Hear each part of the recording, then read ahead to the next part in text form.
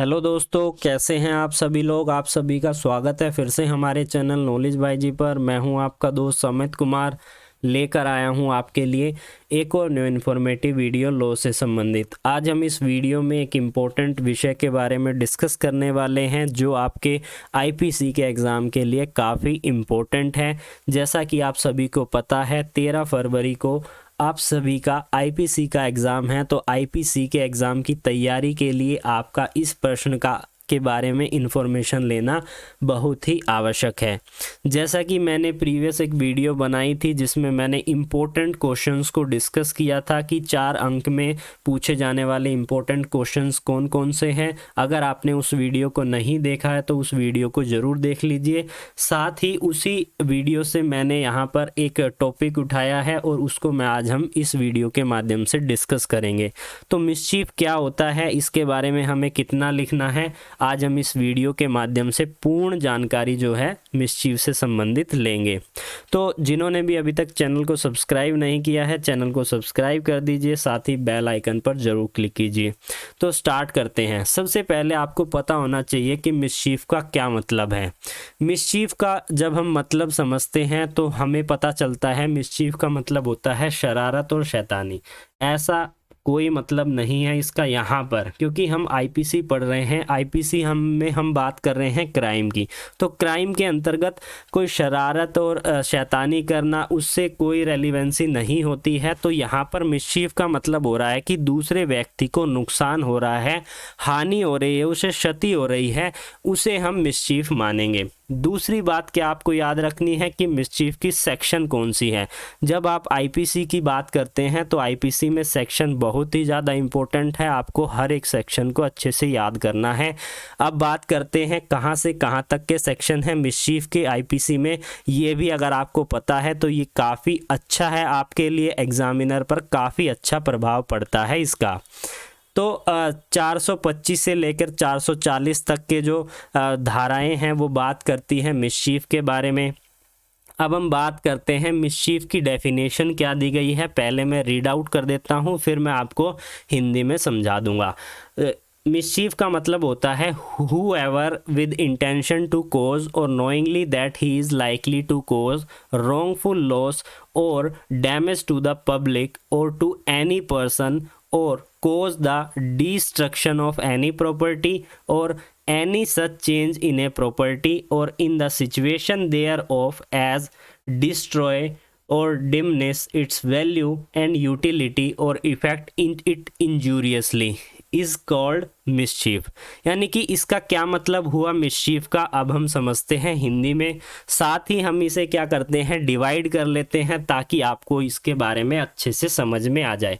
Mischief का मतलब होता है कोई भी पर्सन जो कि इंटेंट का मतलब होता है यहाँ पर इरादा, इंटेंशन है, और इंटेंशन है साथ ही वो जानता है। नोइंगली का मतलब होता है उसे नॉलेज है, यानी कि उसकी इंटेंशन है साथ ही उसकी नॉलेज है। कोई भी पर्सन इंटेंशन के साथ नॉलेज के साथ क्या करता है, दूसरा पॉइंट बात करता है रॉन्गफुल लॉस और wrongful damage to the public और टू द एनी पर्सन, यानी कि किसी भी पर्सन को या पब्लिक को कोई डैमेज कर रहा है, कोई भी रॉन्गफुल लॉस कर रहा है, या किसी पर्सन की प्रॉपर्टी को डिस्ट्रक्शन कर रहा है, उसका विनाश कर रहा है, उसकी प्रॉपर्टी में कोई चेंज कर रहा है। और यह सभी कार्य करने से क्या हो रहा है, उस चीज़ की या उस दूसरे व्यक्ति को नुकसान हो रहा है, या उस प्रॉपर्टी की जो वैल्यू है, उसकी जो यूटिलिटी है, उपयोगिता है,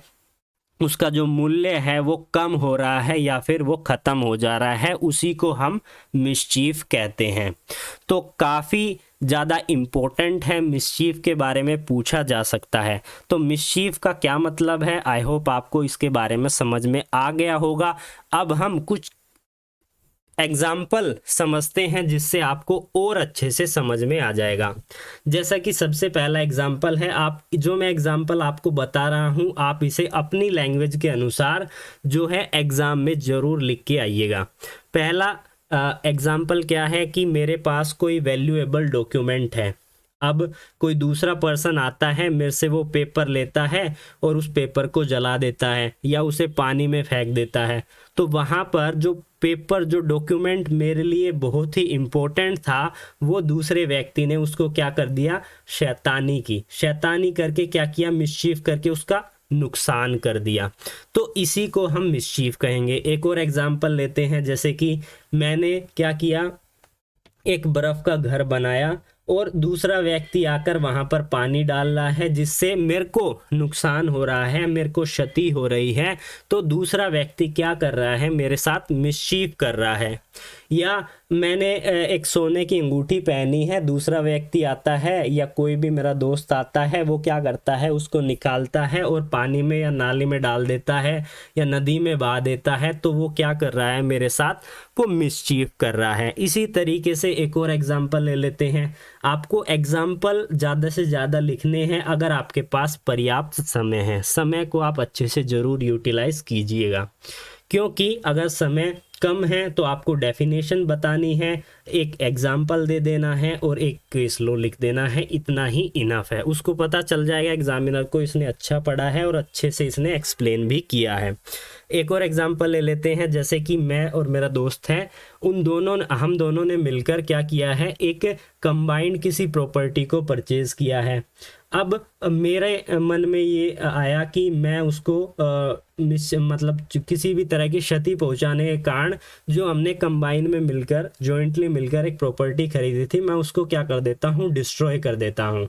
तो इससे मुझे कोई प्रॉफिट नहीं हो रहा, फिर भी मैं ऐसा कर रहा हूँ, तो ये क्या हो रहा है, उसको नुकसान हो रहा है और मैं यहाँ पर मिसचीफ के लिए लायबल होऊंगा। अब हम बात करते हैं, अगर आपके पास समय है तो आप केस लॉज भी लिख सकते हैं। मैंने इस वीडियो में केस लॉज भी इसलिए डाले हैं क्योंकि एग्ज़ाम के पॉइंट ऑफ व्यू से अगर आपको लिखना है, एग्ज़ाम में रिटन एग्ज़ाम है, तो वहाँ पर थोड़ा सा लिखना पड़ेगा। अब हम बात करते हैं हमारे केस के बारे में। केस कौन सा है, आप इसका नाम ज़रूर याद रखिएगा, Arjun Singh versus the state.